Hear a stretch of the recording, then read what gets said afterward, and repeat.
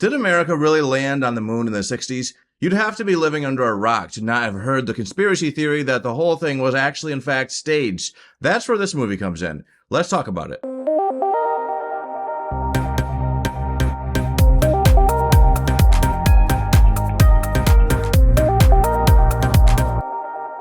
Fly Me to the Moon stars Channing Tatum, Scarlett Johansson, and Woody Harrelson, and I have to say I really enjoyed this movie's cast. There's a lot of other actors in this movie. I'm just not going to name them all because those are the three primaries. Scarlett Johansson is a force to be reckoned with. Her confidence, her swagger, the way she effortlessly commands a scene. There's too few people in Hollywood with this natural energy, and it reminded me why Black Widow is one of the MCU's best characters. Even though she is lacking in superpowers, her superpower was Scarlett. She seems super confident, she has a swagger and an energy, just a very charming, flirtatious kind of personality, and it just really worked out very well for this movie because she's supposed to be playing someone who is sort of a salesman-y kind of pitchman kind of person, and that is perfect for her because she really sells this role very well. Channing Tatum feels like he's settling into a more adult part of his career, less about the abs and dancing and more about the characters. He also does a very good job in this movie. I've never been a huge Die Hard fan. I've never seen a single Step Up movie, and I don't plan to, but the movies that I've seen from him, he actually has been a standout in those movies. And I thought him and Scarlett had very excellent chemistry in this movie. I was really rooting for them to end up together because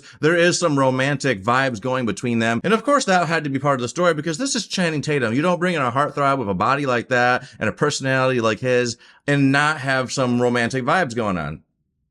But I'm sorry to tell you, ladies, if you're looking for abs or muscles from Channing, you're not going to see them in this movie. He keeps his clothes on. Oh, Woody. I'm a huge fan of this guy. As far as I'm concerned, he's one of the best actors in Hollywood. In fact, while I was watching this movie, I kept thinking about going home and rewatching War for the Planet of the Apes. He plays the villain in that movie, and that movie was just so excellent, and he really elevated it. He has a very easy energy to him. He just melts into every character he plays. He knows how to play smug without coming off as unlikable, and isn't that quite the talent? To be able to be a douchebag of a character and not have the audience totally hate you because it's Woody Harrelson. He's going to deliver something that is going to make you smile. Now, I'm not going to lie, there is something strange going on with the way this movie is being told and presented to us as the audience, because for the first part of this movie, it felt like a by-the-numbers biographical movie about Apollo 11, a story that most of us are pretty well familiar with. There's been so many movies covering this subject, so it didn't really seem like it was bringing me anything new, but it was entertaining. I do enjoy the whole concept of the space race and just space travel in general, so I was enjoying that part of it, and it, like I said, it felt very much like a biographical movie. But then all of a sudden, you know, the main twist of the movie comes in where they are trying to stage the landing because they are concerned that if in case something goes wrong, they want to still have footage showing that they made it. And that is, like I said, that is a popular theory that has been floating around for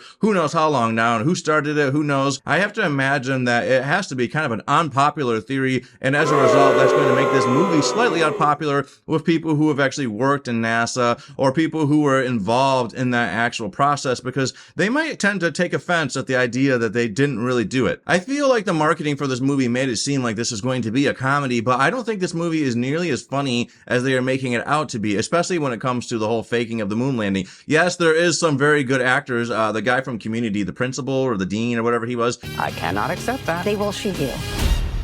What is my budget? He was really hilarious. I really enjoyed seeing him. His character, every scene he was in, he was super entertaining. You gotta love that energy. But other than that, I wasn't really laughing very much. Mostly this movie felt to me like a romance and a biographical movie with bits of fiction going on. But I think the best way to enjoy watching this movie is to stop trying to separate the fact from the fiction and just watch it as a whole. We have definitely had movies about alternate realities of history. For All Mankind on Apple TV Plus, that show has been hugely popular. It's got multiple seasons, and that show is very much dealing with an alternate history. So that is kind of what this movie is doing. I'm just not sure if it's going to appeal to everybody. Who's he? You're a juicy part. 60 missions in Korea. I flew 52 missions in Korea. I flew 52 missions in Korea.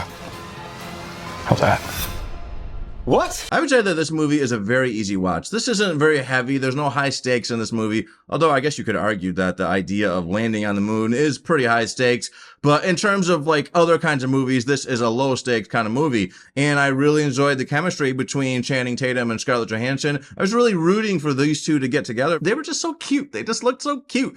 Woody Harrelson, I love this guy. He shows up in anything and I'm going to be very interested because he is a stellar actor and he elevates anything that he enters. So I would not walk into this movie expecting it to be a huge comedy because it really isn't as funny as it really wanted to be. I think that this movie is a historical fiction with bits of romance peppered into it and some very good performances. I would give this movie an 8 out of 10. If you enjoy Scarlett, if you enjoy Channing or Woody, there's a lot to enjoy with those characters in this movie. That's my opinion. Did you guys see this movie yet? Do you plan on seeing it? If you saw it, please put your thoughts on this movie in the comments. Did you like this video? If you did, then hit the like button. And if you want to hear more of my opinions, well then you should be subscribing. Later.